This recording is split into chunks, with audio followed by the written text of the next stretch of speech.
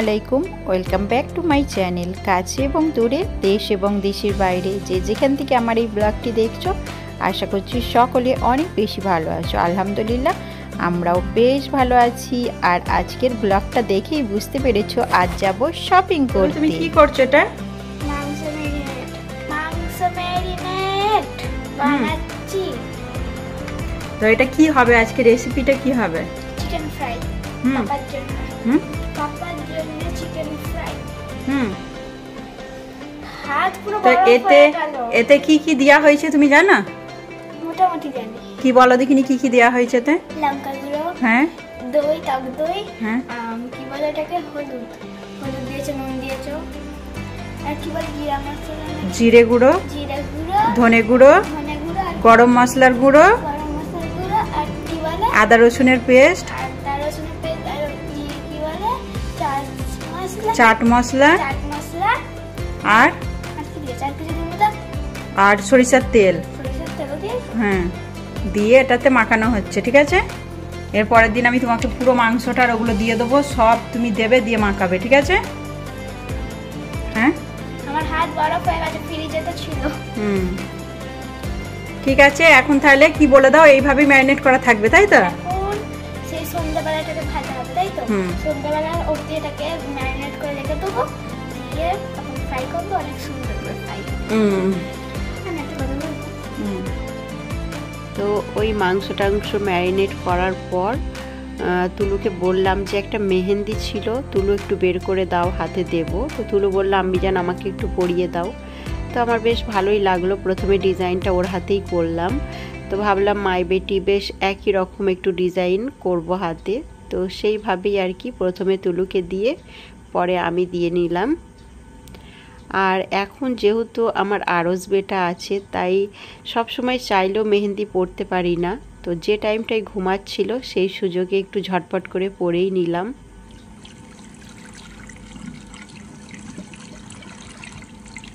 আর তোমরা দেখতে পাচ্ছ মেহেন্দির কালারটা খুব সুন্দর হয়েছে। তো বরাবরই কিন্তু আমি মেহেন্দি পরতে অনেক ভালোবাসি, তার উপরে তোমাদের ভাইয়া খুবই পছন্দ করে, কিন্তু সময়ের অভাবে এখন আর একদমই হয়ে উঠছে না। চলো ঝটপট করে তোমাদের ভাইয়া কিছু জুস আর ফল টল এনেছে, সেগুলো একটু ব্যবস্থা করে রেখে দিই। তবে তোমরা তো প্রথমেই দেখেছো আমার তুলু মাংস ম্যারিনেট করেছে। তবে মাংসতে মশলা টশলাগুলো সব আমি দিয়েছিলাম, ও জাস্ট একটু ভালো করে মাখিয়ে চুকিয়ে রেখে দিয়েছে।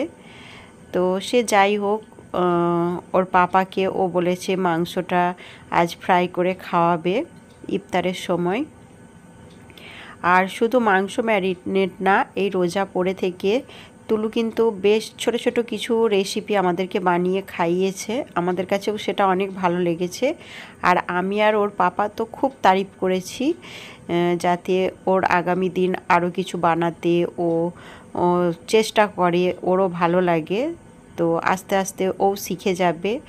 তো এই জিনিসগুলো বেশ আমার আর ওর পাপার খুব ভালো লেগেছে। ওর যে কিছু কিছু জিনিস এই যে বানানোর ইচ্ছা হচ্ছে, ও বানাচ্ছে, এটা আমার পাপাকে বানিয়ে খাওয়াবো, ওটা আমার পাপাকে বানিয়ে খাওয়াবো। তো এই জিনিসগুলো কিন্তু খুবই ভালো। তো পারলে তোমাদের সাথেও শেয়ার করব।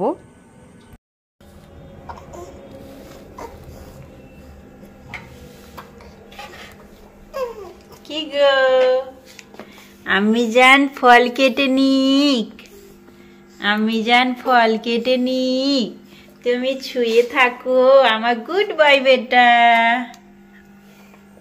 তো বাড়িতে ছোট বেবি থাকলে যেমনটা হয়, অন্যান্য দিন কিন্তু ও ঘুমায়, ওকে শুয়ে একটু খেলা দিয়ে এসে আবার একটু কাটাকুটি করে নিই কাজকাম, তারপরে আবার যাই। তবে আজ ও একদম ঘরে থাকছিল না, সেই জন্য ওকে আমার কাছে শুয়েই কাজকামগুলো মিটিয়ে নিলাম। আব্বু, আব্বু, কই গো আমার লাডো, কই আমার লাডো? এই আমার লাডো কাত হয়ে গেছে একাই। হ্যাঁ,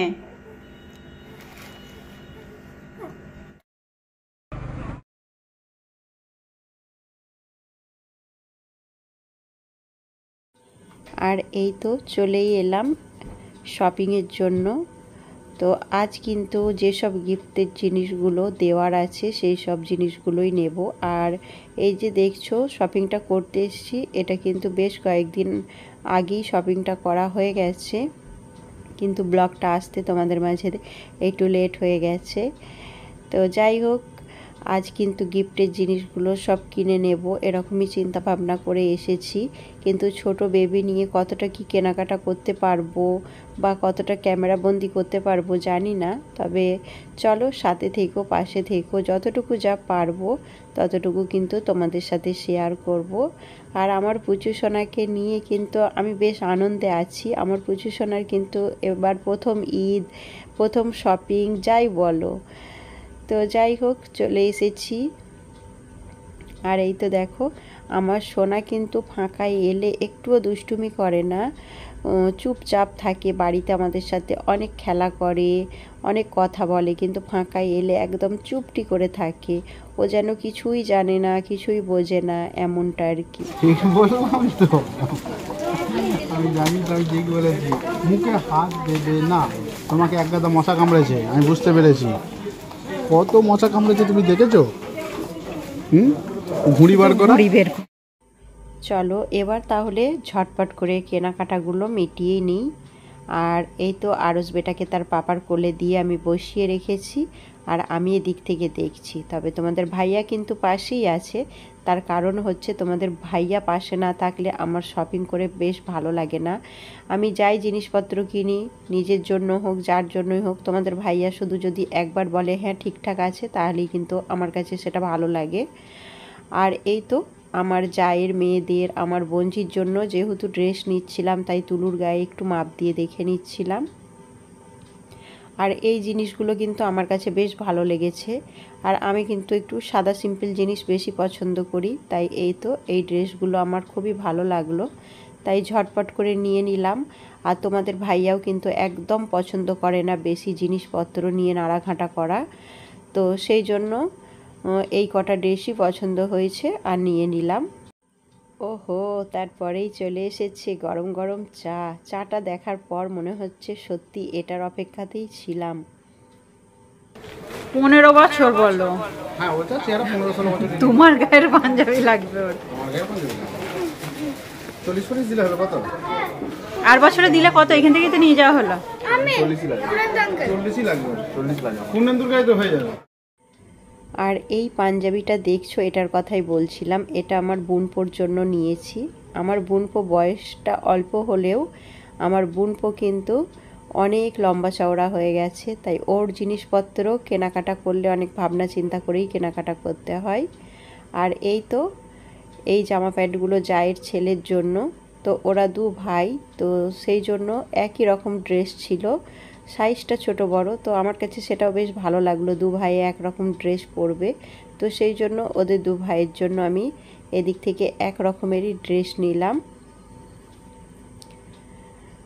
তো মোটামুটি কেনাকাটা বেবিগুলোর আপাতত মিটলো। এবার চলো আরও কিছু জিনিসপত্র কিনবো। মোটামুটি মিটেছে বেবিগুলোর। এবার শাড়ি দেখবো, দেখি কার কেমন শাড়ি নেওয়া হয়, সবই তোমাদের সাথে শেয়ার করব, দেখতে থাকো। চলো ঝটপট করে এবার শাড়িগুলো দেখে নিই, আর এই শাড়িগুলোর মধ্যে থেকেই কিন্তু পছন্দ করে কয়েকটা শাড়ি নিয়ে নেব। তো এখানে কিন্তু জিনিসপত্র আমার খুব ভালো লাগে, তো শাড়ির কালেকশানগুলো কিন্তু খুব ভালো আছে। তোমরা চাইলে কিন্তু যারা আমার এলাকার লোকজন আমার ব্লগ দেখছো, তোমাদের যদি ভালো লাগে তোমরা এখানে আসতে পারো, নিতে পারো। আর এই তো আমি কিন্তু এখন যে যে জিনিসগুলো নিচ্ছি মোটামুটি তোমাদেরকে বলে দিচ্ছি কোনগুলো কার জন্য নিচ্ছি। তার কারণ হচ্ছে ছোট বেবি নিয়ে বাড়িতে গিয়ে আবার এই সমস্ত জিনিস বের করা, দেখানো, ভিডিও শ্যুট করা অনেকটা ঝামেলা। তো সেই জন্য এই তো এই যে শাড়িটা দেখছো, এই শাড়িটা আমি মায়ের জন্য পছন্দ করলাম, আমার মায়ের জন্য। তো আমার কাছে শাড়িটা বেশ ভালো লেগেছে, তো সেই জন্য এই শাড়িটা আমি মায়ের জন্য নিয়ে নিলাম।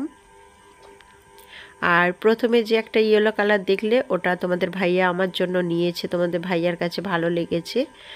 আর এই ইয়েলো কালারের যে শাড়িটা দেখছো, এই শাড়িটা কিন্তু আমি আমার বড়দির জন্য নিয়েছি। আমার কাছে খুবই ভালো লেগেছে, দু বোনেরই ইয়েলো কালারের শাড়ি। তবে এই যে দেখছো এই শাড়িগুলো সবই কিন্তু খুব ভালো, আর সবই কিন্তু ওই 2500-3000-এর মধ্যেই শাড়িগুলো। আর এই যে ব্ল্যাক কালারের শাড়িটা আমাকে নেবার জন্য বারবার ওনারা বলছিলেন, তবে আমি বললাম না, বের করতে হবে না, আমি নেব না।